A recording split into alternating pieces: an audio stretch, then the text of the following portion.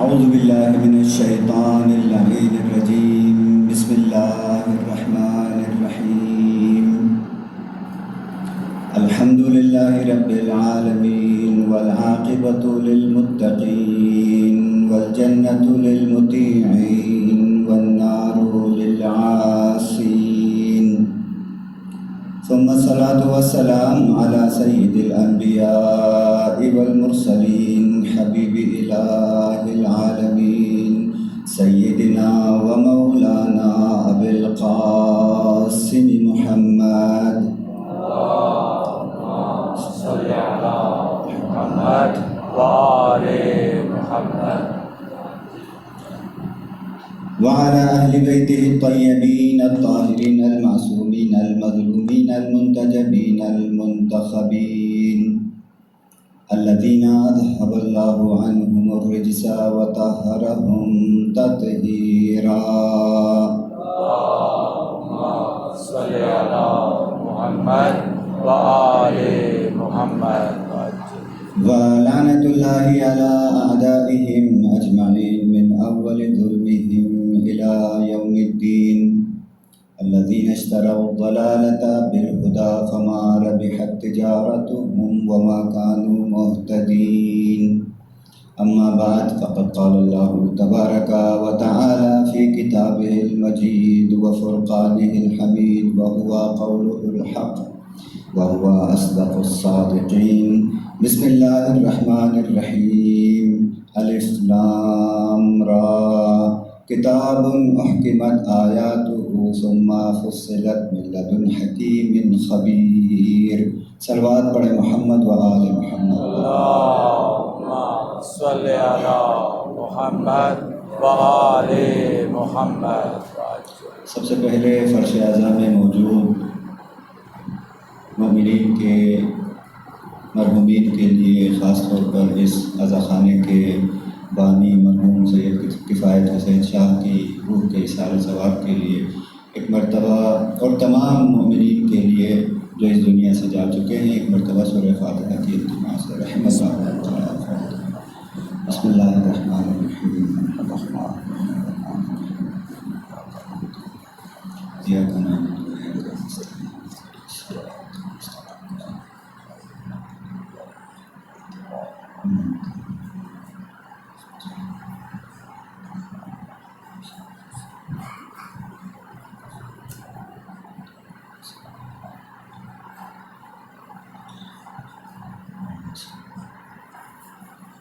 ایک مرتبہ بلند آواز میں صلوات پڑھیں محمد اللهم صلی علی محمد وآل محمد. سورہ ہود کی ابتدائی آیت کہ جس کو ہم اپنے خطبے میں سرنامہ کلام کے عنوان سے تلاوت کرتے ہیں کہ جس میں ارشاد رب العزت ہوتا ہے الف لام را کتاب احکمت آیاتہ. قرآن وہ کتاب ہے کہ جس کی آیات ایک مقصد کو بیان کرتی ہیں. ثم فصلت پھر اس کے بعد تفصیل میں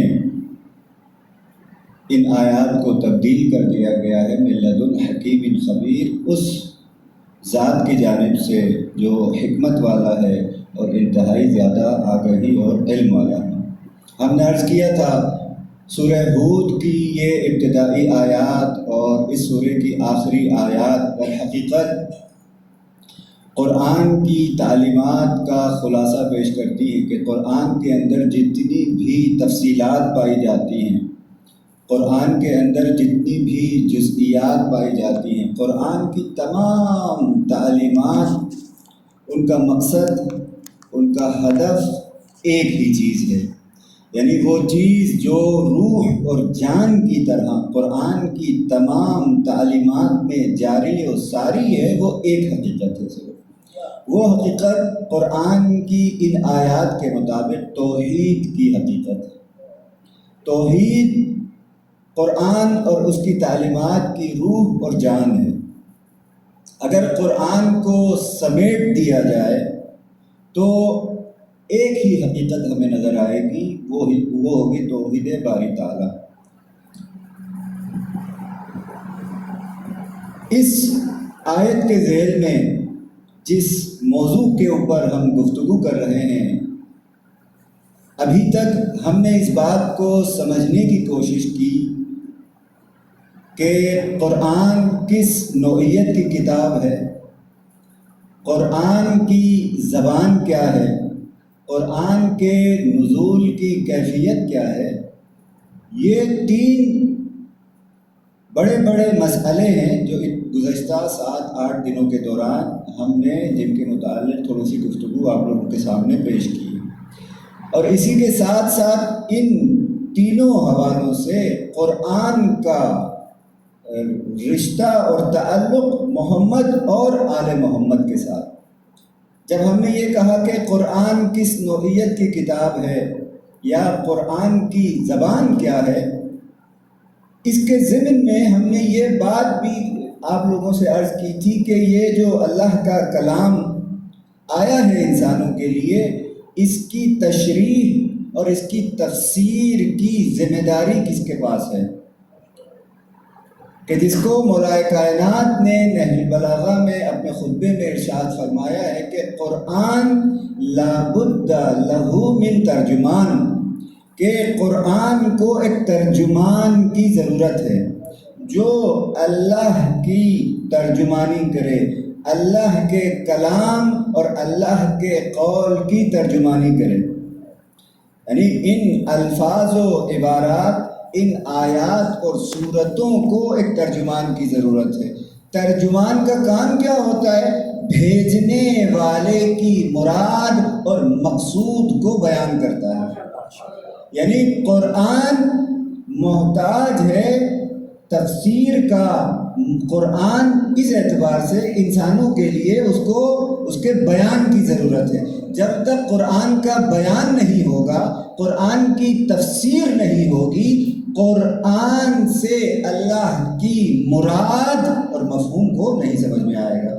اللہ نے ان الفاظ سے، اس کلام سے جو کہ قلب نبی کے اوپر نازل کیا ہے، اللہ کی مراد کیا ہے، یہ سمجھنے کے لیے ہمیں ایک مفسر اور ترجمان کی ضرورت ہے۔ یہاں پر آنے کے بعد ہم نے یہ بھی عرض کیا تھا کہ سب سے پہلے ہم خود قرآن سے پوچھتے ہیں کہ قرآن نے اپنی ترجمانی اور اپنے بیان کی ذمہ داری کس کو دی ہے، یا الفاظ اگر تبدیل کیے جائیں تو یہ حق کس کو دیا ہے؟ قرآن کی ترجمانی کا حق کس کے پاس ہے؟ آیات ہم نے آپ لوگوں کے سامنے پیش کی تھی۔ قرآن مجید نے ارشاد فرمایا کہ انا انزلنا الیک الذکر لتبین للناس، ہم نے ذکر کو نازل کیا اے نبی تمہاری طرف، لتبین للناس، تاکہ تم اس ذکر کو بیان کرو لوگوں کے لیے، ما نزل الیہم، جو چیز ان کی طرف نازل ہوئی ہے۔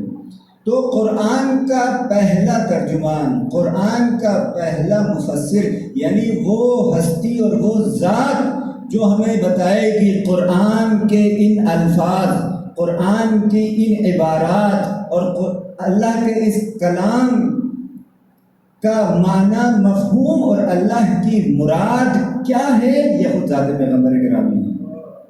پیغمبر ہمیں بتائیں گے کہ اللہ کی مراد کیا ہے، وجہ کیا ہے۔ اس کے ذیل میں ہم نے گفتگو کی تھی آپ لوگوں کے سامنے کہ ایسا نہیں ہے کہ جس شخص کو عربی آتی ہو، یعنی جو جزیرۃ العرب میں یا کسی عرب گھرانے میں پیدا ہوا ہو، وہ سمجھ سکے، ایسا بھی نہیں ہے۔ اور نہ ہی ہم لوگوں کی طرح اگر کسی نے تھوڑی سی عربی گرامر پڑھی ہو تو وہ قرآن سمجھ جائے، ایسا بھی نہیں ہے۔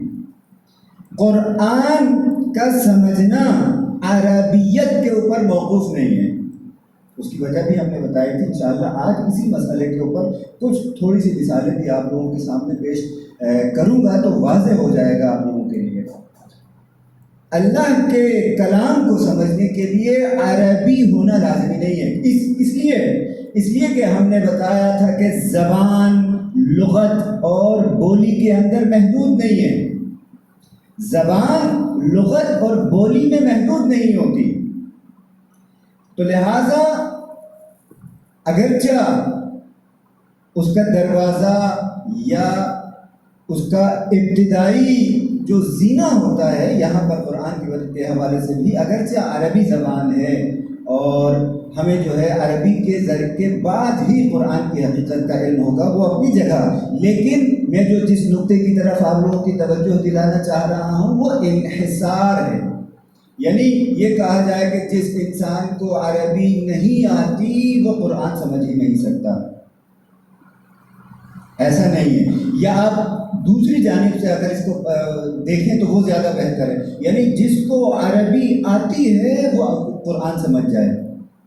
قرآن کے معنی اور مفہوم یعنی اللہ کی مراد اور مقصود الہی کا سمجھنا منحصر نہیں ہے عربی زبان کے اوپر کہ جس انسان کو عربی آ جائے وہ اللہ کی مراد سمجھ لے. ایسا نہیں ہے، ایسا نہیں ہے. اس کی وجہ انشاءاللہ عرض کریں گے. اس میں ہم نے بتایا تھا کہ کیونکہ قرآن کی زبان وہ الفاظ اور بولیوں والی زبان نہیں ہے. ہم نے بتایا تھا قرآن کا مخاطب انسان کی فطرت ہے. قرآن کی زبان کو سمجھنے کے لیے، قرآن کی مراد کو سمجھنے کے لیے انسان کو دل کی زندگی اور اس کی فطرت کی بیداری ضروری ہے. قرآن مجید کی بہت ساری آیات ہیں جن کو ہم نے، جن میں سے ایک یا دو آپ لوگوں کے سامنے پیش کی تھی کہ وہ دل ہے جو قرآن کی زبان کو سمجھتا ہے، جو قرآن کا مخاطب ہے. اس لیے یہی دل کی زبان یا فطرت کی زبان کے اوپر مشتمل ہونا قرآن مجید کا، یہ اس کو ایک آفاقی اور عالمگیر کتاب بناتا ہے. اب یہ کتاب نہ جزیرۃ العرب کے لوگوں کے ساتھ مخصوص ہے، نہ بر صغیر کے لوگوں کے ساتھ مخصوص ہے، نہ امریکہ کے لوگوں کے ساتھ مخصوص ہے، نہ افریقہ کے لوگوں کے ساتھ مخصوص ہے. ہر زمانے کے انسان اور ہر خطے کے انسان کے ساتھ، ہر اس انسان کو مخاطب قرار دیتی ہے کتاب کہ جو فطرت کا حامل ہے، جس کے پاس فطرت ہے. تو لہذا قرآن کا پیغام انسانوں کی فطرت کے لیے ہے. دفعہ صلوات پڑھیں محمد اللہم صلی علی محمد و آل محمد. ایک اور جو بات کی گئی انہی مجالس کے دوران قرآن کی تعویل اور تنزیل کے متعلق ہم نے گفتگو کی. تعویل کیا ہوتی ہے، تنزیل کیا ہوتی ہے، کیا ہے، اور اسی طرح قرآن کے نزول کی کیفیت کے بارے میں کل ہم نے تھوڑی سی گفتگو کی تھی. ان دونوں باتوں کو، ایک عربی زبان اور ایک یہ قرآن کی تفہیم جو ہم حاصل کرتے ہیں، ان دونوں مطالب کو آج میں تھوڑا سا آپ لوگوں کے سامنے ربط دینا چاہ رہا ہوں. یہ دونوں باتیں جو ہم نے الگ الگ کی ہیں، آج ان دونوں باتوں کو ایک ساتھ رکھ کے سمجھنے کی کوشش کرتے ہیں. ایسا نہیں ہے کہ جب قرآن مجید کہتا ہے نماز، تو نماز کے معنی یہ جو مخصوص اذکار آپ انجام پڑھتے ہیں اور مخصوص افعال انجام دیتے ہو، نماز یہ چیز ہو. جب قرآن مجید کہتا ہے انفاق، اللہ کی راہ میں خرچ کرو، تو اس کا یہ مطلب نہیں ہے کہ انسان اپنا تھوڑا سا پیسہ، مال، دولت ظاہری طور پر جو ہے کسی کو دے دے، بخش دے تو وہ انفاق ہو جائے گا. انفاق جو قرآن جس چیز کو پیش کر رہا ہے وہ اس کے ظاہری عربی ڈکشنری والے معنی نہیں ہے. اسی طرح نماز بھی ایسا نہیں ہے کہ جو معنی ڈکشنری کے ذریعے سے آپ کو سمجھ میں آتے ہیں، یا آج کل کی دنیا میں مثال کے طور پر گوگل آپ کو جو معنی بتائے گا ان الفاظ کے، قرآن کے معنی وہ نہیں ہے. قرآن کے معنی کے بارے میں ہم نے عرض کیا تھا کہ مختلف احادیث ہیں، اہل سنت اور تشیع دونوں منابع کے اندر. ہم نے عرض کیا تھا اتنی زیادہ مقدار میں ہیں یہ اس قسم کی احادیث کہ ان کا انکار نہیں کیا جا سکتا. اِنَّا لِلْقُرْآنِ ظَاهِرٌ وَبَطْنٌ یا ظَاهِرًا وَبَطْنًا، کہ قرآن کا ایک ظاہر ہے اور ایک باطن ہے. نہ فقط یہ کہ پورے قرآن کا ظاہر اور باطن ہے، بلکہ ما من آیت من آیات القرآن الا ولها ظاہر وبطن. قرآن کی آیات میں سے کوئی ایک آیت بھی ایسی نہیں ہے کہ جس کا ایک ظاہر اور ایک باطن نہ ہو. نہ فقط یہ کہ ایک ظاہر اور ایک باطن، بلکہ یہ ظاہر بھی ایک سے زائد ہیں اور باطن بھی ایک سے زائد ہیں. یعنی قرآن کے ظاہر کا ایک سے زائد ہونا، وہ مثال میں نے آپ لوگوں کو علامہ طباطبائی کے سورہ بقرہ کی 102 نمبر آیت کے بارے میں عرض کیا تھا کہ علامہ فرماتے ہیں کہ اس ایک آیت کے 12,60,000 معنی ہیں. ایک معنی، دو معنی، تین معنی ہیں. اور یہ جو باطن اور باطن اور ظاہر کی بات ہے، دونوں فریقین کی کتب کے اندر یہ آیا ہے. بعض کتب کے اندر احادیث کا بیان ہے کہ الی 7 ابطن، 7 بطون ہیں قرآن کی ہر آیت کے، یعنی تہ در تہ معانی اور قرآن کے باطن 7 ہیں. بعض دوسری روایات میں اور احادیث میں الی 70 بطنا کہ 70 بطون کی بات آئی ہے. اس کے علاوہ کچھ دوسری روایات کے اندر الی 700 بطن کہ 700 بطون ہیں. دیکھیں 7 70 700. چوتھی قسم کی جو روایات ہیں ان کے اندر بیان کیا گیا الی 70,000 بطن کہ قرآن مجید کی ایک آیت کے 70,000 بطون ہیں. تو اب یہ معنی ایک آیت کے 70,000 بطون. اسی طرح اس کے مختلف معنی بھی. ایک دفعہ صلوات پڑھیں محمد والے محمد پر.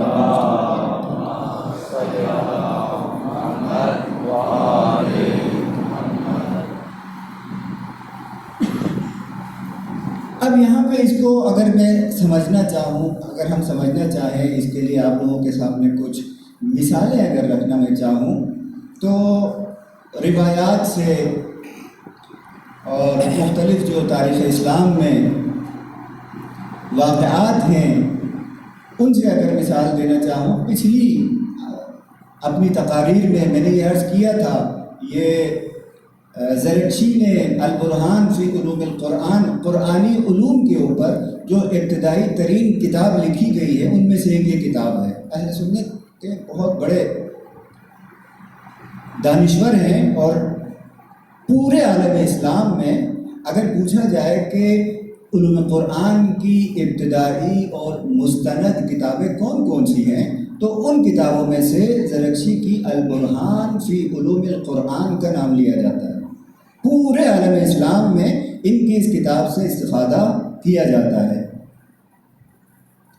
اس کتاب میں انہوں نے ایک روایت پیش کی ہے، وہ جو میں نے عرض کیا تھا نا کہ عربی جان لینا یہ اس کا لازمہ نہیں ہے کہ انسان کو قرآن سمجھ بھی آئے.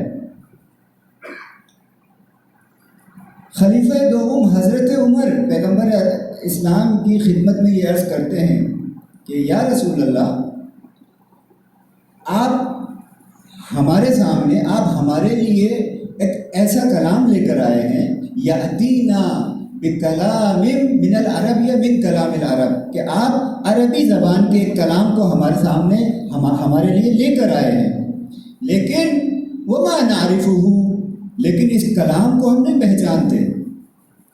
وَكُنَّا مِنَ الْعَرَبِ حَقًّا، اور ہم حقیقتاً عرب ہیں، ہم عرب ہیں، نسلاً عرب ہیں، عربی زبان ہماری مادری زبان ہے، لیکن اس کے باوجود بھی جو آپ کلام پیش کرتے ہیں وہ ہم نہیں سمجھتے. ما نعرفہ، ہمیں اس کی پہچان نہیں ہے.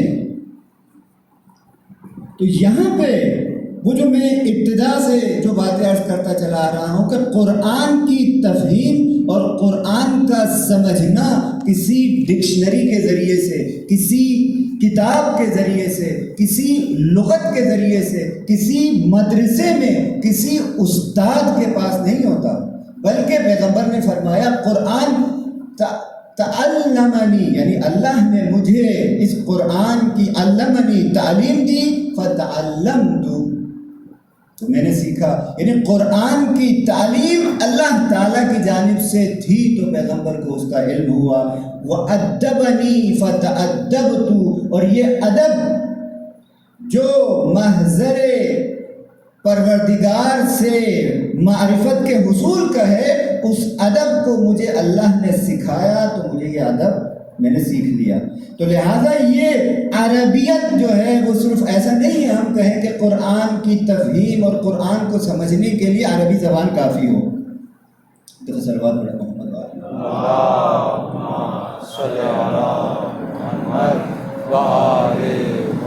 قرآن کو سمجھنے کے لیے، قرآن کے معارف کو سیکھنے کے لیے ایک خاص تعلیم اور ایک خاص ادب کی ضرورت ہے، جس کو ہم نے عرض کیا تھا جو رسالت کی چوکھٹ سے ملتا ہے۔ وہ آپ کو کسی مدرسے سے، کسی اسکول سے، کسی فلسفی کے پاس، کسی جو ہے دانشور سے نہیں ملے گا۔ یہ علم قرآن کا جو ہے وہ ملے گا صرف اور صرف در رسالت سے۔ یہاں پہ آنے کے بعد مختلف روایات ہیں، یعنی روایات اتنی زیادہ ہیں کہ اگر میں صرف روایات کو پیش کرنا چاہوں تو ہمیں بہت زیادہ وقت درکار ہوگا۔ بطون کے حوالے سے عبداللہ ابن سنان، امام جعفر صادق علیہ السلام کے دو صحابی ہیں۔ صلی اللہ محمد وآلہ۔ دو صحابی ہیں مولا امام جعفر صادق علیہ السلام کے، ایک کا نام ہے عبداللہ ابن سنان اور دوسرے صحابی کا نام ہے زریح محاربی، محاربی۔ عبداللہ ابن سنان نے زریح محاربی سے ایک آیت کے متعلق امام کا قول سنا، یعنی روایت کی۔ امام نے قرآن کی ایک آیت کی تفسیر بیان کی۔ اب وہ میں آیت چونکہ وقت بہت زیادہ نکل جائے گا تو آیت آپ لوگوں کے سامنے نہیں رکھ رہا۔ قرآن کی ایک آیت کی تفسیر بیان کی زریح نے عبداللہ ابن سنان کو۔ عبداللہ ابن سنان زریح سے اس آیت کی تفسیر کو سننے کے بعد مولا امام جعفر صادق علیہ السلام کی خدمت میں حاضر ہوتا ہے اور اسی آیت کے بارے میں سوال کرتا ہے کہ مولا اس آیت کے معنی اور مفہوم کیا ہے، مولا اس آیت کی تفسیر کیا ہے۔ مولا امام جعفر صادق علیہ السلام اس کو، عبداللہ ابن سنان کو اس آیت کی تفسیر بیان کرتے ہیں، یہ اس کی تفسیر ہے۔ تو عبداللہ ابن سنان کہتا ہے مولا یہ وہ جواب نہیں ہے جو آپ نے زریح کو دیا تھا، زریح کو آپ نے کوئی اور جواب دیا تھا جبکہ مجھے کوئی اور جواب دے رہے ہیں۔ تو یہاں پہ آ کے مولا نے کہا کہ صدق زریح نے جو تفسیر تمہیں اس آیت کی بتائی ہے وہ بھی سچی ہے، صحیح ہے، اور اسی طرح صدق تو ابھی جو میں نے تمہیں یہ تفسیر بتائی ہے یہ بھی صحیح ہے۔ دونوں ہی تفسیریں صحیح ہیں، لیکن یہاں پہ امام نے زریح کے متعلق ایک بات کی ہے کہ وہ معرفت جو زریح کا دل اور قلب برداشت کر سکتا ہے اس جیسے لوگ کم ہیں۔ یعنی یہاں سے دیکھیں قرآن کے معارف اور قرآن کی حقیقتوں کا تحمل لوگوں کی اپنی ظرفیت اور استعداد کے اعتبار سے ہے۔ قرآن کے معانی کا سمندر کبھی ختم نہیں ہوگا، لیکن یہ انسانوں کی ظرفیت ہے اور ان کی استعداد ہے جو ان کو محدود کر دیتی ہے۔ ہم نے عرض کیا تھا مولا امام حسین علیہ السلام کی وہ روایت بھی آپ کے سامنے ایک دو دن پہلے میں نے پیش کی تھی کہ قرآن 4 چیزوں کے اوپر مشتمل ہے: العبارات والاشارات واللطائف والحقائق، کہ قرآن 4 چیزوں کے اوپر مشتمل ہے۔ اگر آپ لوگوں کو یاد ہو تو یہ بھی ہم نے عرض کیا تھا قرآن کے ان 4 معارف کی یہ 4 اقسام انسانوں کے اعتبار سے ہیں، انسانوں کے اعتبار سے ہیں، یعنی قرآن سے تعلیم حاصل کرنے کے اعتبار سے، قرآن کے حقائق اخذ کرنے کے اعتبار سے انسانوں کی 4 قسمیں ہیں۔ کچھ ایسے لوگ ہیں جو قرآن کی عبارات کو سمجھتے ہیں، کچھ ایسے لوگ ہیں جو قرآن کے اشارات کو سمجھتے ہیں، کچھ ایسے ہیں جو لطائف کو سمجھتے ہیں، کچھ ایسے ہیں جو قرآن کے حقائق تک پہنچ سکتے ہیں۔ صلوات پڑھیں محمد علیہ۔ اللہ اکبر، اللہ اکبر یا رسول اللہ یا رسول اللہ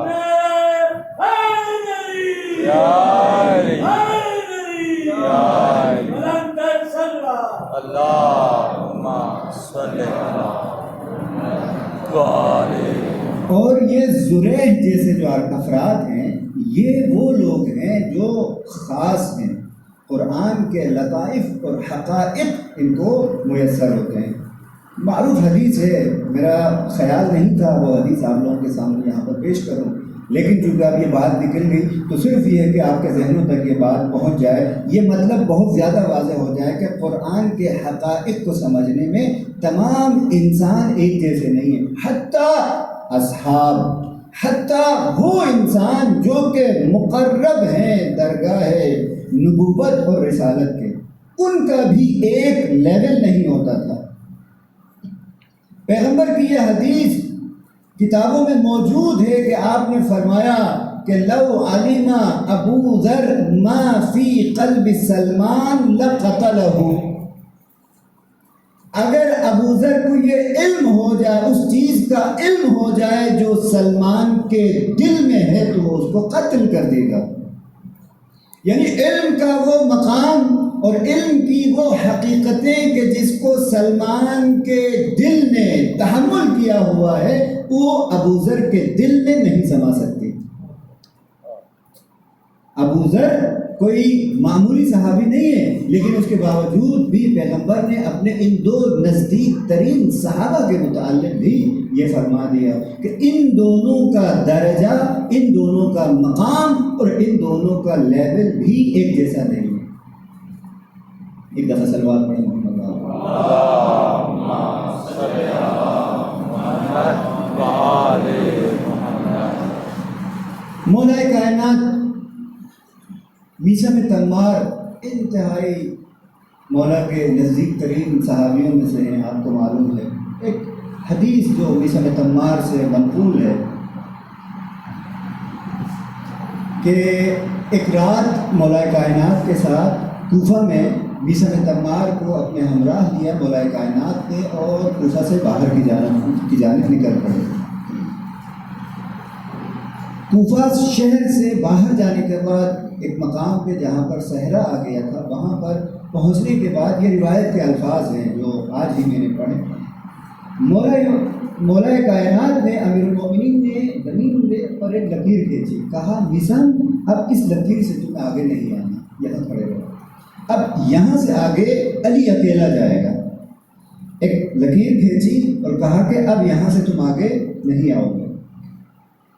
مولا میثم تمار کو تنہا چھوڑ کر آگے نکل گئے.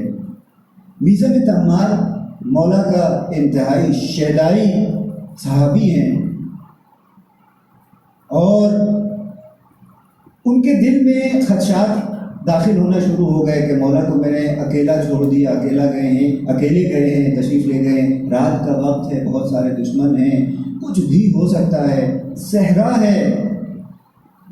جب اپنی پریشانی پر تحمل نہ کر سکے جناب میثم تمار، تو وہ مولا کو ڈھونڈنے نکل پڑے صحرا میں. ایک جگہ دیکھا مولا کو کہ ایک کنویں کے پاس مولا بیٹھے ہوئے ہیں، کنویں میں کا جو منہ کھلا ہوا ہے اس کے اوپر ڈالا ہوا ہے مولا نے، اور گفتگو فرما رہے ہیں. جیسے ہی میثم تمار مولا کے نزدیک ہوئے تو مولا کو پتہ چل گیا کہ میثم تمار آئے ہیں. تو مولا متوجہ ہوئے، میثم سے کہا میثم میں نے کہا تھا تمہیں کہ اس خط سے اور اس لکیر سے آگے نہ بڑھنا، تم یہاں کیوں آ گئے؟ تو میثم تمار نے عرض کی مولا چونکہ مجھ سے رہا نہیں گیا، صبر نہ ہوا، مجھے عجیب عجیب اندیشے اور خدشے میرے ذہن میں آنے لگے، تو میں آپ کو ڈھونڈتا ہوا یہاں تک پہنچ گیا. تو مولا نے میثم تمار سے یہ کہا کہ میثم تم نے میری کوئی بات سنی؟ تو میثم نے کہا نہ مولا میں نے کچھ نہیں سنا، آپ کیا فرما رہے تھے؟ مولا نے پھر اپنے سینے کی طرف اشارہ کرتے ہوئے کہا کہ اس سینے کے اندر علم کا وہ سمندر ٹھاٹھے مار رہا ہے کہ کبھی کبھار علی کے سینے میں ایسی تکلیف ہوتی ہے کہ گویا سینہ پھٹ جائے گا. اسی لیے میں آتا ہوں اس کنویں میں اپنی وہ حقائق اور وہ باتیں، وہ علم جو اس پوری کائنات میں جس علم کو کوئی لینے والا نہیں ہے مجھ سے، میں اس کنویں کے اندر آ کے اپنے دل کی تکلیف اور اپنے دل کی تنگی کو خالی کرنے کی کوشش کرتا ہوں۔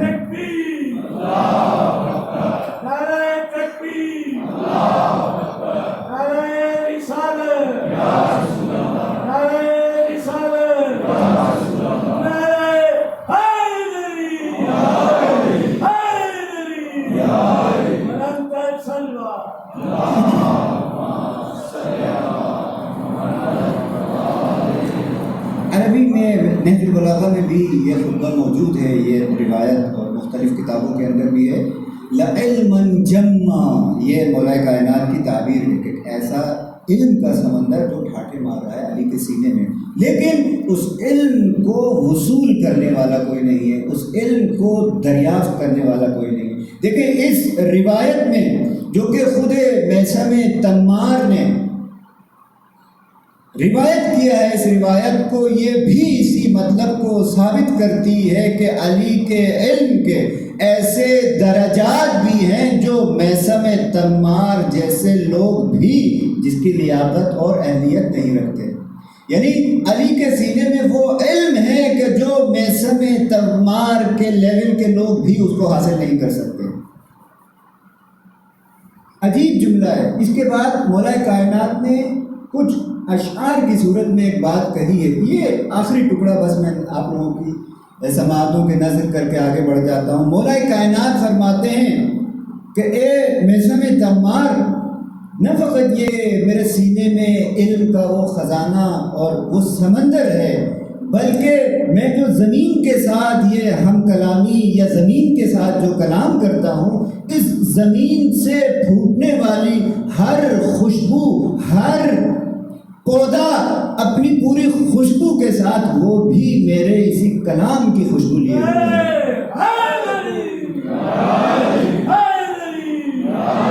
اگر اس روئے زمین کے اوپر کوئی پودا خوشبو لیا ہوا ہے تو وہ خوشبو میرے کلام کی خوشبو ہے۔ صلوات پڑھے محمد والے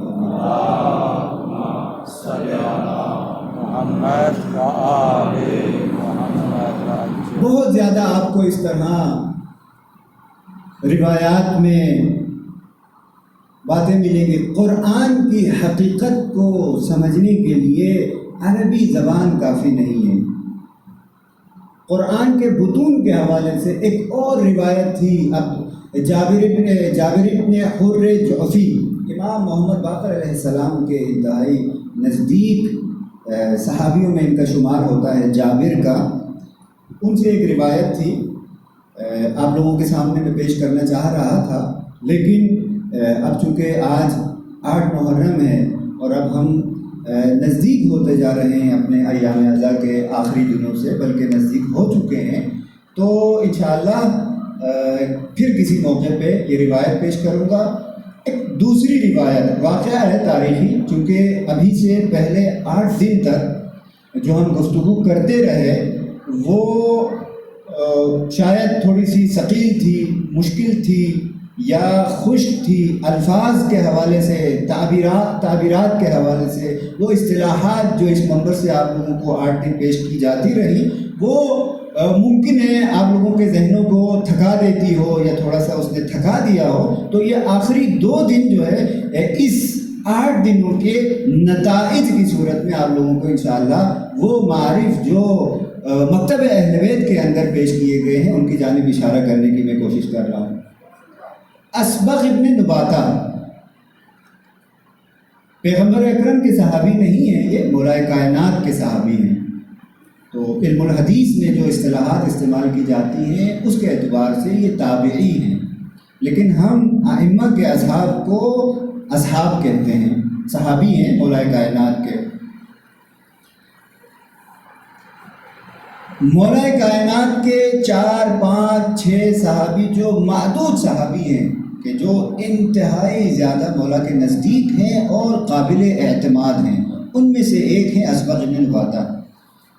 دو انداز میں تاریخ میں یہ روایت پیش کی گئی ہے، میں دونوں کا آپ لوگوں کے سامنے عرض کر دیتا ہوں۔ جب مولا کائنات کے سر پر ضربت لگی، آخری وقت جب مولا کا تھا، ایک روایت کے مطابق ہے 21 ماہ رمضان، جب مولا نے تمام لوگوں سے ملنا بند کر دیا، صرف گھر کے افراد مولا سے ملتے تھے، تو کہا یہ جاتا ہے مولا کے انتہائی نزدیک کی جو صحابی تھے، 6-7 افراد ہیں، ان کے نام بھی ہیں،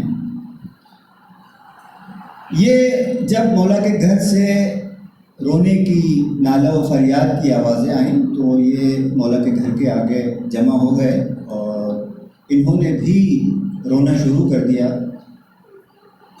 امام حسن دروازے پر تشریف لے کر آتے ہیں، لوگوں سے کہتے ہیں کہ ہمارے والد بزرگوار، ان کی طبیعت ایسی نہیں ہے کہ وہ آپ لوگ یہاں پر شور کریں، آپ لوگ جو ہے اپنے اپنے متفرق ہو جائیں اور اپنے اپنے گھروں کو چلے جائیں۔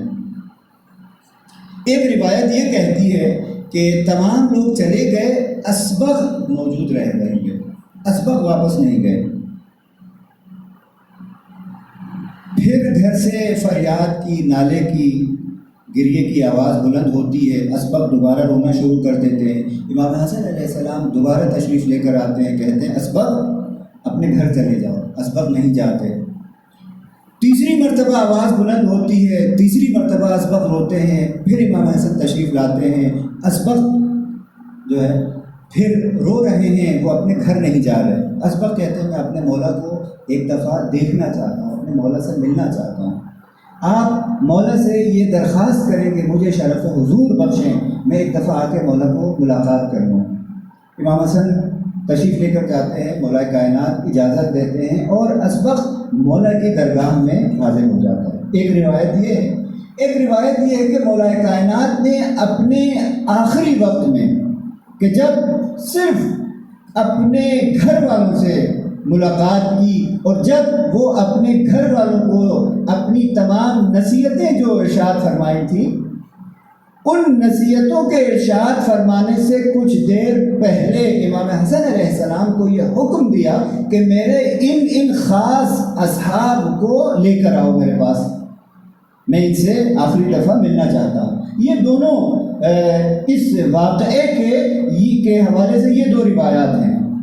اصل بات جو ہے وہ حدیث ہے جو اسبغ نے مولا کائنات سے اس وقت نقل کی ہے، وہ آپ لوگوں کے سامنے پیش کرنے جا رہا ہوں کہ آپ دیکھیں ہم جو گفتگو کرنے جا رہے ہیں وہ کیا ہے کہ قرآن کے معنی اور مفہوم سمجھنے کے لیے عربی زبان صرف یہ کافی نہیں ہے کہ آپ کو ڈکشنری آتی ہو، آپ کو لغت کی کتابوں کے اوپر دسترسی حاصل ہو تو آپ قرآن کے معنی سمجھ جائیں، ایسا نہیں ہے، بلکہ قرآن کے معنی کو سمجھنے کے لیے اس کے حقیقی ترجمان اور مفسر سے رجوع کرنا پڑے گا۔ اسبغ ابن نباتہ جب تشریف لے کر آتے ہیں مولا کائنات کی بارگاہ میں، ایک روایت کے مطابق اسبغ اکیلے ہیں، جبکہ دوسری روایت کے مطابق اسبغ اپنے تمام دیگر اصحاب کے ساتھ، دوستوں کے ساتھ، یاران علی کے ساتھ موجود ہیں اس محفل میں۔ مختلف کلام ہوتا ہے مولا کا اپنے اصحاب کے ساتھ، ایک بات بھی ہوتی ہے۔ حجر ابن عدی اس محفل میں موجود ہیں، حجر کے بارے میں مولا کائنات پیشن گوئی بھی فرماتے ہیں، حجر تمہیں بھی میری محبت میں شہید کر دیا جائے گا، مار دیا جائے گا۔ آپ لوگوں کو معلوم ہے امیر شام کے دربار میں حجر ابن عدی کی شہادت کا ماجرا کیا ہوا۔ مولا کائنات نے اپنے آخری وقت میں حجر کو ان کی شہادت سے آگاہ فرمایا تھا، وہ اسی روایت میں موجود ہے۔ اسبغ فرماتے ہیں مولا آخری مرتبہ میں آپ سے ایک حدیث ہم آپ سے ایک حدیث سننا چاہتے ہیں، پیغمبر کی کوئی روایت، کوئی حدیث آپ سے ہم سننا چاہتے ہیں۔ دیکھیں اس آخری گھڑی میں بھی کہ جب اصحاب مولا کائنات کو اس حالت میں دیکھ رہے ہیں کہ چہرے کا رنگ زرد پڑ چکا ہے، مولا کا انتہائی نحیف ہو چکے ہیں مولا، وہاں پر بھی اصحاب نے، اسبغ ابن نباتہ نے مولا سے یہ اس خواہش کا اظہار کیا، مولا آپ کی زبان سے ایک حدیث ہم سننا چاہتے ہیں۔ مولا کائنات نے ارشاد فرمایا کہ میں وہ حدیث تمہیں بیان کرتا ہوں وہ روایت تمہارے سامنے رکھتا ہوں جو وقت آخر پیغمبر گرامی اسلام نے مجھے ارشاد فرمائی تھی۔ یہ پیغمبر اکرم کی ایک حدیث جو انہوں نے وقت آخر مجھ سے ارشاد فرمائی تھی، میں اپنے اس آخری وقت میں وہ حدیث تم لوگوں کے سامنے پیش کرتا ہوں، تم لوگوں کو پیش کرتا ہوں۔ دیکھو صلوات پڑھے محمد والے محمد۔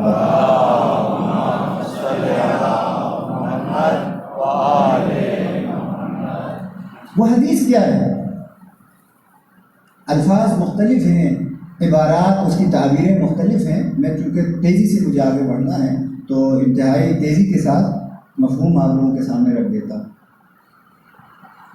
مولا کائنات نے فرمایا کہ پیغمبر اکرم صلی اللہ علیہ وآلہ وسلم نے یہ ارشاد فرمایا کہ ایسے انسان کی بخشش نہیں ہے۔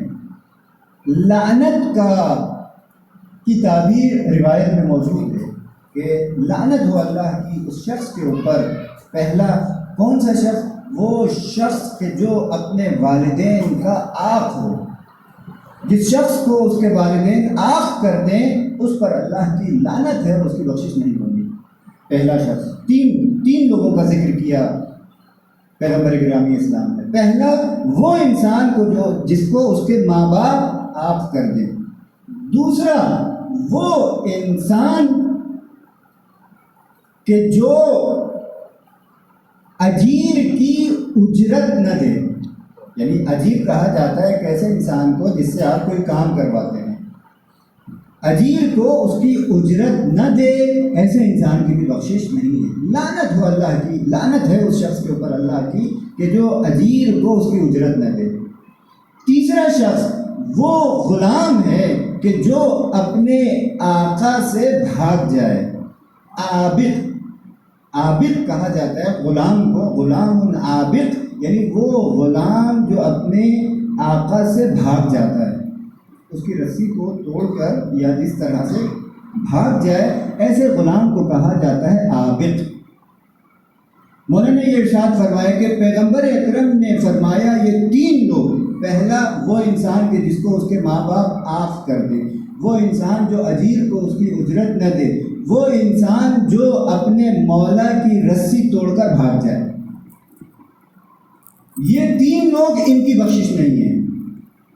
اصحاب نے سنی یہ بات، سننے کے بعد جانے لگے، کہا کہ مولا کو ہم مزید زحمت اور تکلیف نہیں دیتے، تو مولا نے ارشاد فرمایا کہاں جا رہے ہو؟ کیا تم نے میری بات سمجھ لی؟ بولا ہاں ہم نے سمجھ لی، والدین، اسی طرح اجیر، اسی طرح غلام۔ مولا نے کہا نہیں، اس کے معنی اور مفہوم بھی رسول اللہ نے مجھے بیان کیے تھے، وہ معنی بھی سن کر جاؤ جو رسول نے مجھے تعلیم دیے تھے۔ آپ کہتے ہیں نا کہ والدین کا آپ، والدین کسے کہتے ہیں ہم لوگ؟ والدین یعنی ماں باپ، پیرنٹس جسے ہم کہتے ہیں، وہ انسان کہ جن کی وصلت کے نتیجے میں انسان پیدا ہوتا ہے، اس دنیا میں آتا ہے، ان کو ہم کہتے ہیں والدین۔ ڈکشنری میں یہی معنی ہے، عربی میں یہی معنی ہے والدین کے۔ اب علی سے سنیں کہ علی نے والدین یا والد کے معنی کیا کیے؟ علی نے نہیں بلکہ رسول نے یہ معنی کیے ہیں۔ مولا کائنات فرماتے ہیں پیغمبر اکرم صلی اللہ علیہ وآلہ وسلم نے فرمایا تھا انا وعلی ابوا هذه الامت، میں اور علی اس امت کے والد ہیں۔ اور یہ جو آپ کے والدین کی بات ہوئی تھی، وہ انسان جو ہمارا حق ادا نہ کرے وہ در حقیقت والدین کا آپ ہے۔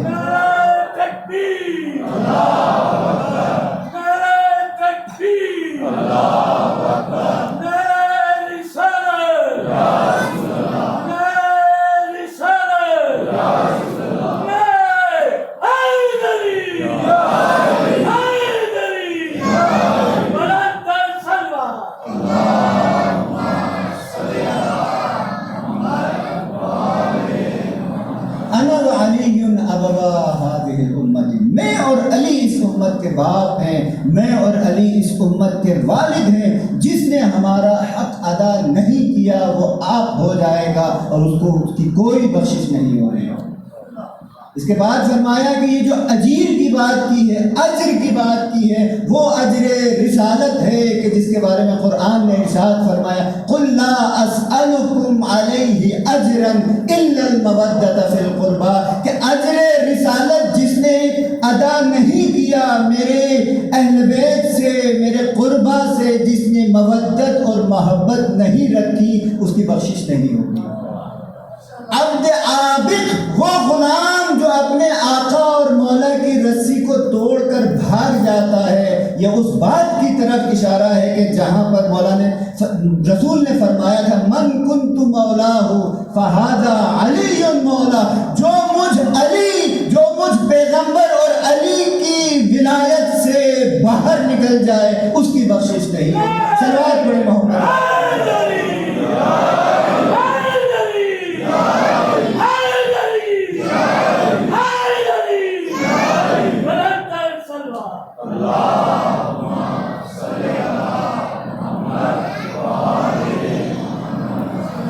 یہ بغیر کسی واسطے کے خود مولا کائنات نے حدیث ارشاد فرمائی ہے پیغمبر کی زبان مبارک سے۔ اسبغ ابن نباتہ نے اس حدیث کو پیش کیا ہے۔ لہذا عزیزان گرامی، جو ہم نے یہ عرض کیا تھا کہ قرآن کے معنی اور مفہوم کو سمجھنے کے لیے اس کے حقیقی ترجمان کی جانب رجوع کرنا لازمی ہے، اس کے بغیر قرآن کے معنی اور مفہوم سمجھ میں نہیں آئیں گے۔ دو مثالیں اگر اللہ نے مجھے طاقت دی تو انشاءاللہ کل آپ لوگوں کے سامنے عرض کرنے کی کوشش کروں گا۔ ایک قرآن کی وہ سورہ کہ جس کو نام دیا گیا ہے امام حسین کا، اور ایک قرآن کی تفسیر کا ایک نمونہ جو ہمیں اہل بیت کی جانب سے ملا۔ ایک لفظ کی تفسیر میں مولا امام باقر علیہ السلام فرماتے ہیں پوری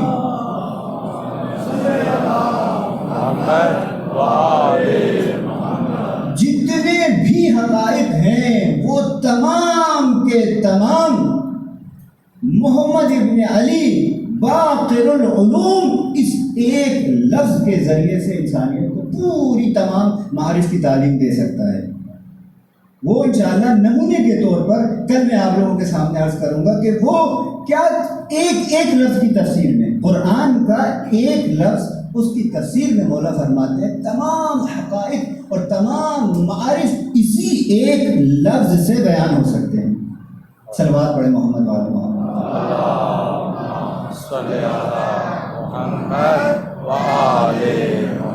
اب چونکہ وقت نہیں ہے، اپنے دوسرے موضوع کی طرف ہمیں آنا پڑے گا کہ جس میں ہم نے عرض کیا تھا قرآن اور اہل بیت کے تعلق اور ان کے رشتے کی جو ایک بہت بڑی مثال ہے وہ ہمیں کربلا کے قیام میں نظر آتی ہے کہ امام حسین علیہ السلام ابتدا سے اپنے قیام کے پہلے دن سے ہی قرآن کی آیات کو اپنی زبان مبارک پر تلاوت کرتے ہوئے تمام دنیا کو قرآن کی حقیقی ترجمانی اور قرآن کے حقیقی پیغام سے روشناس کرتے جا رہے ہیں۔ مختلف مقامات پر مختلف آیات آپ لوگوں کے سامنے پیش کی تھیں۔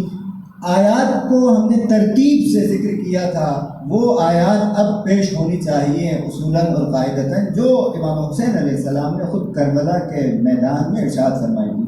مجلس کی ابتدا میں ہمارے بھائی نے پرچی دی ہے کہ جس نے سورہ کہف کے حوالے سے سوال کیا ہے۔ سورہ کہف آپ کو معلوم ہے یہ وہ سورہ ہے اور اس سورہ کی وہ آیات ہیں جو سر مبارک امام حسین علیہ السلام نے نو کے نیزہ پر تلاوت کی تھی۔ سورہ کہف کے بارے میں انشاءاللہ اگر توفیق ہوئی کل یا پرسوں کے میں اس سورہ کے متعلق اور سورہ کہف کے متعلق جو امام حسین کے سر اقدس نے تلاوت کی تھی گفتگو کروں گا۔ آج ایک چھوٹی سی آیت جو کربلا کے راستے میں ایک منزل پر امام حسین کی ملاقات ہوئی تھی ایک شخص سے، عبید اللہ حر کہ جس کا نام تھا عبید اللہ حر جعفی۔ یہاں پہ چونکہ اس آیت کا پیغام بہت زیادہ معنوی بھی ہے اور ہمارے آج کے حالات کے لیے ہم سب کے لیے نہایت ضروری بھی ہے، تو لہٰذا یہ والی آیت میں آپ لوگوں کے سامنے پیش کرتا ہوں۔ امام حسین علیہ السلام اپنے قافلے کے ساتھ سمت کربلا بڑھ رہے تھے. راستے میں ایک مقام پر ان کی ملاقات ایک شخص سے ہوتی ہے کہ جس کا نام عبید اللہ ابن حر جوفی ہے. بڑا ہی مشہور و معروف آدمی ہے کہ جس کو آپ کہہ سکتے ہیں کہ یہ اشراف عرب میں سے تھا، عرب کے بڑے لوگوں میں اس کا شمار ہوتا تھا. امام حسین علیہ السلام نے اس شخص کو دعوت دی کہ میں جا رہا ہوں کوفے کی جانب، اور کوفے کے لوگوں نے میرا ساتھ دینے کا مجھ سے وعدہ کیا ہے، تم بھی میرے کاروان میں شامل ہو جاؤ اور میرا ساتھ دو. اس شخص نے لیت العال سے کام لیا، بہانے بنانا شروع کر دیے اور امام کے ساتھ شامل نہیں ہوا. امام نے امام کے متعلق بہت سے اعترافات بھی کیے. یعنی یہ شخص امام حسین علیہ السلام کی شخصیت، ان کی عظمت اور ان کے مقام کو اچھی طرح جانتا تھا. ان تمام چیزوں کے باوجود بھی وہ امام کے ساتھ چلنے پر راضی نہیں ہوا. یہاں پہ آ کے اس نے کہا امام سے، مولا میرا گھوڑا ہے، یہ میری تلوار ہے، یہ میں آپ کو دے دیتا ہوں، یہ میں اتنا آپ کے لیے کر سکتا ہوں. یہاں پہ امام حسین نے جس آیت کی تلاوت کی وہ کہ ما کنت متخذ المضلین عضدا. امام حسین نے فرمایا کہ ہم اہل بیت کا گھرانہ، آل محمد کا گھرانہ، قرآن کے وارثین اور قرآن کے ترجمان ہیں. جو قرآن کی تعلیم ہے وہ ہمارے وجود میں اور ہمارے کردار میں، ہماری شخصیت میں. ما کنت متخذ المضلین، اللہ نے یہ کہا ہے کہ ہم انتخاب نہیں کرتے ان لوگوں کو جو ضلالت میں ڈوبے ہوئے ہوتے ہیں، عضداً اپنا مددگار. عضد یعنی اس کا مطلب ہوتا ہے بازو. ہم اپنا بازو نہیں بناتے. اس کا مطلب کیا ہے؟ ہم ضلالت میں ڈوبے ہوئے لوگوں کو اپنا مددگار نہیں بناتے. خدا کے دین کی یاری اور نصرت یہ جو ہے کبھی بھی ضلالت و گمراہی میں ڈوبے ہوئے لوگوں کے نصیب میں نہیں آئے. امام حسین نے اس آیت کی تلاوت فرمائی. عبید اللہ کو فرمایا کہ ہمیں تمہارے نہ گھوڑے کی ضرورت ہے نہ تمہاری تلوار کی ضرورت ہے. ہم ضلالت و گمراہی میں ڈوبے ہوئے لوگوں کی کسی مدد کو قبول نہیں کرتے. دیکھیں اس چھوٹی سی آیت کے اندر بہت بڑا پیغام ہے. حسینیت کے قافلے میں شامل ہونے کے لیے انسان کا ہدایت یافتہ ہونا ضروری ہے.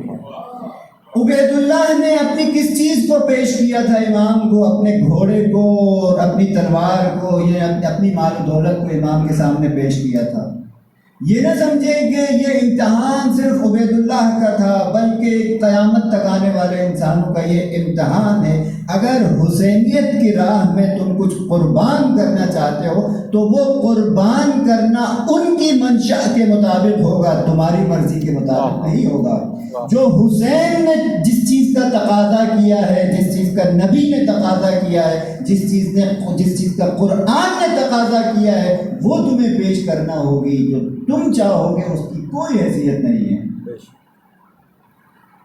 تو لہذا اول المسلمین کی جو تعبیر استعمال کی گئی ہے رسول اللہ صلی اللہ علیہ وآلہ وسلم کے لیے، وہاں پہ اسی پیغام کو پیش کیا گیا ہے. قل ان صلاتی و نسکی و محیای و مماتی للہ رب العالمین لا شریک لہ، کہ میرا نماز پڑھنا، میرا عبادت کرنا، میری زندگی گزارنا، میری موت، تمام چیزیں اللہ کے لیے ہیں. لا شریک لہ، اس کا کوئی بھی شریک نہیں ہے.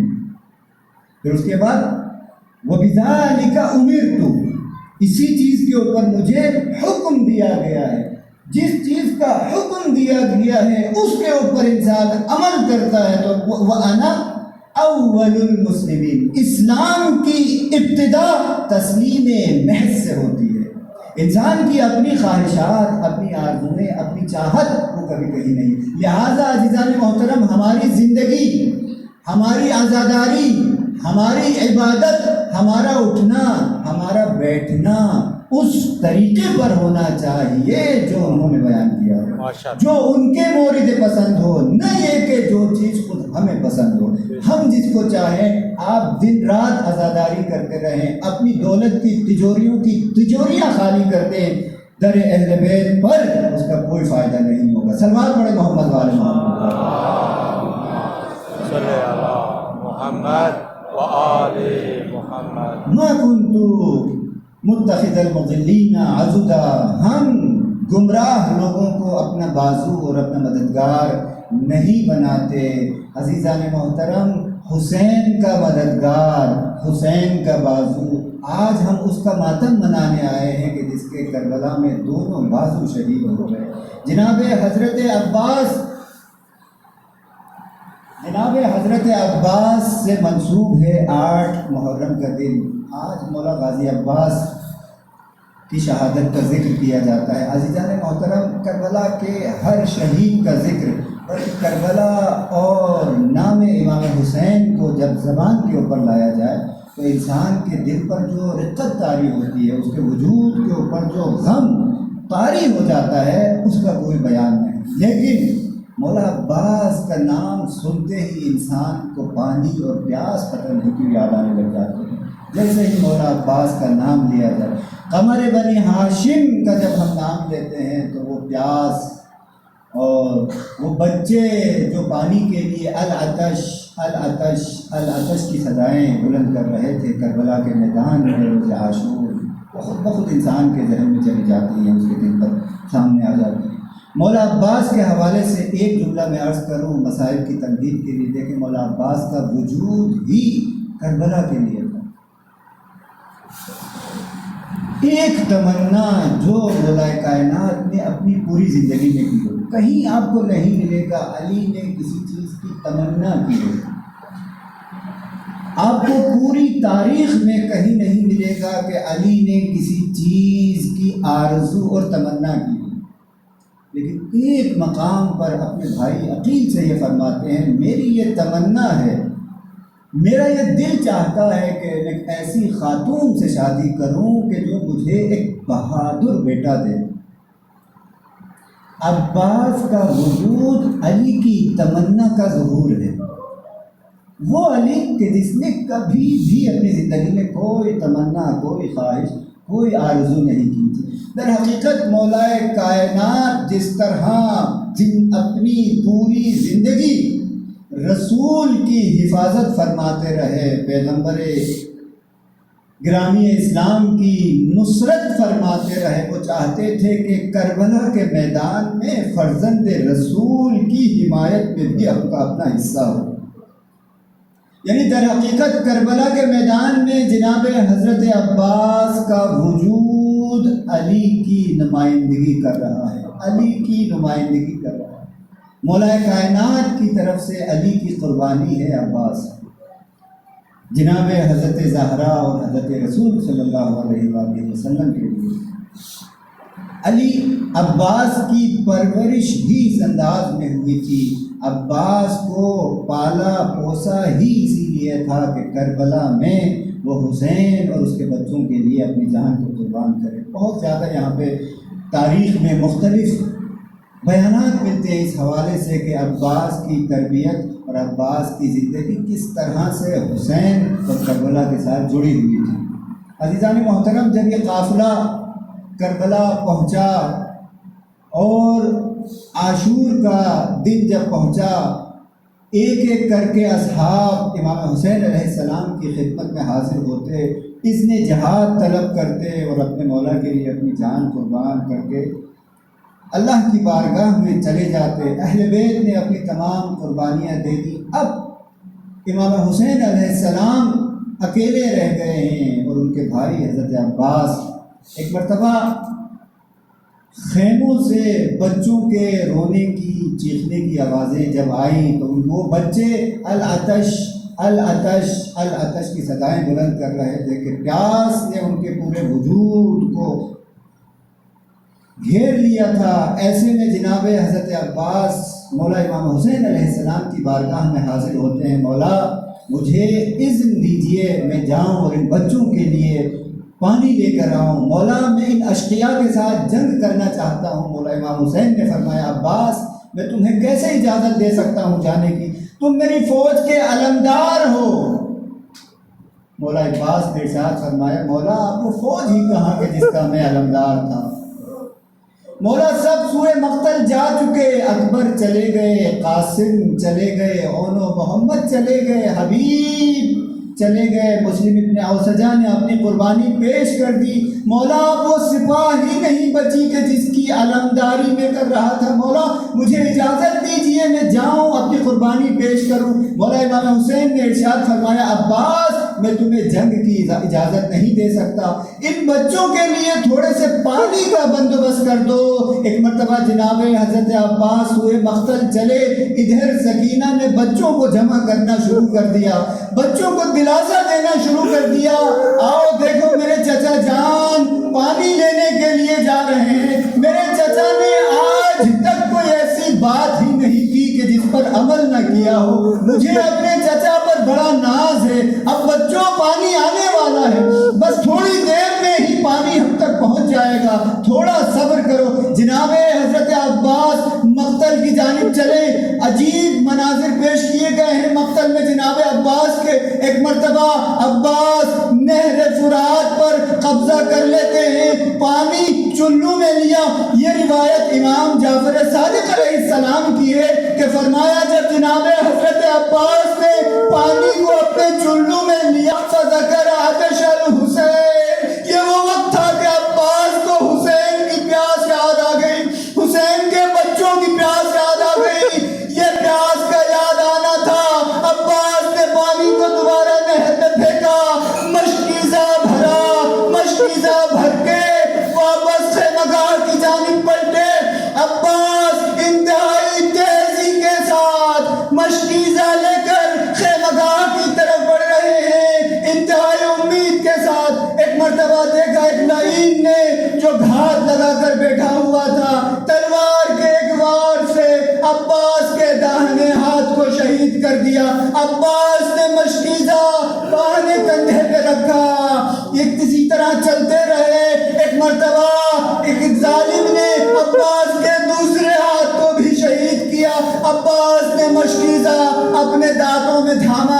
اب یہاں پہ عباس کی ایک ہی تمنا ہے، پروردگارا مجھے خیمگاہ تک پہنچا دے، بچوں تک یہ پانی پہنچ جائے۔ تیروں کی بارش ہو رہی تھی، وہ عباس کہہ رہے تھے جتنے تیر ہیں وہ عباس کے بدن میں پیوست ہو جائیں، لیکن یہ مشکیزہ حسین اور اس کے بچوں تک پہنچ جائے۔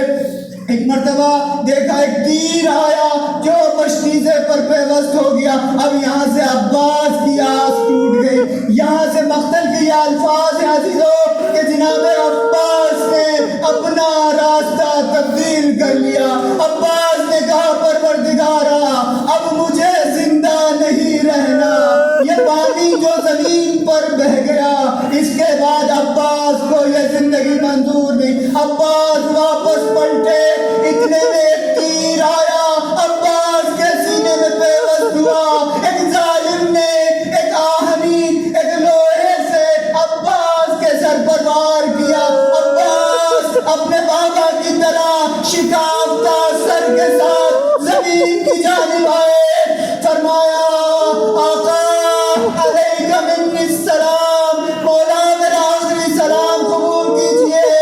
امام حسین نے بھائی کی صدا جب سنی مقتل کی جانب بڑھے۔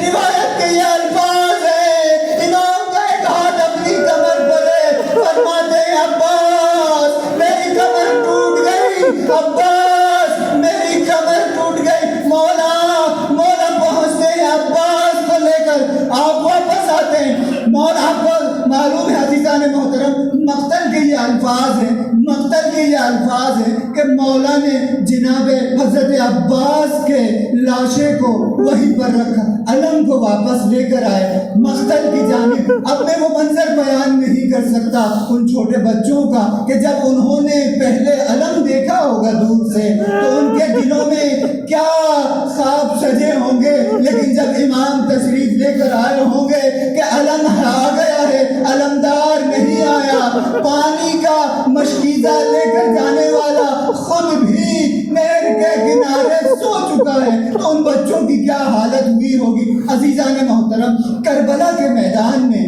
جو قربانیاں پیش کی ہیں اہل بیت نے، بہت سارے اہل بیت کے گھرانے کے افراد، ان کی مائیں وہاں پر موجود تھی۔ جناب شہزادہ علی اکبر کی ماں کے بارے میں ایک قول، ایک روایت یہ ہے وہاں پر موجود تھی، جناب شہزادہ علی اصغر کی والدہ جناب رباب کربلا میں موجود تھی، جناب شہزادہ قاسم کی والدہ گرامی کربلا میں موجود تھی، اور محمد کی والدہ گرامی کربلا میں موجود تھی، لیکن اہل بیت کے گھرانے کے 4 شہید ایسے ہیں، ایک بھی نہیں 4 شہید ایسے ہیں کہ جن کی ماں کربلا میں نہیں ہے، جن کی ماں کربلا میں موجود نہیں ہے۔ جب یہ قافلہ واپس پہنچا مدینے کی جانب، جب منادی ندا دی کہ اہل بیت کا قافلہ لٹ کر واپس آ چکا ہے، حسین کو کربلا میں شہید کر دیا گیا ہے، علی اکبر مارے گئے، اونو محمد مارے گئے، تو ایک مرتبہ ایک ضعیفہ مدینے کی گلیوں میں نمودار ہوتی ہے، ایک ضعیفہ مدینے کی گلیوں میں نمودار ہو کر کہتی ہے